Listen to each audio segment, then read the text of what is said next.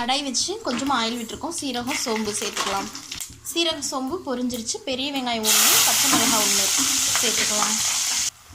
வெங்காயம் நல்லா வதங்கிருச்சு. கொஞ்சமாக இஞ்சி பூண்டு பேஸ்ட்டு சேர்த்துக்கலாம். இப்போ 2 மீடியம் சைஸ் தக்காளியாக சேர்த்துக்கலாம். கொஞ்சமாக சால்ட்டு சேர்த்துக்கலாம். கொஞ்சமாக மல்லித்தூள் சேர்த்துக்கலாம். கொஞ்சமாக வரமிளகாய் தூள் சேர்த்துக்கலாம். கொஞ்சமாக சிக்கன் மசாலா சேர்த்துக்கலாம். கொஞ்சமாக கரம் மசாலா சேர்த்துக்கலாம். பொடியோட பச்சை ஸ்மெல்லாம் போகிற வரைக்கும் நல்லா வதக்கிக்கலாம். பாருங்கள், நல்லா எண்ணெய் பிரிஞ்சு பொடியோட ஸ்மெல்லாம் போயிடுச்சு. இப்போ 2 எக்கை சேர்த்துக்கலாம். இப்போ எக்கை சேர்த்துட்டோம். நல்லா கிண்டிக்கலாம். எக்கு இந்த மாதிரி வெந்துருச்சு. இப்போ ரைஸை சேர்த்துட்டு கிண்டிக்கலாம்.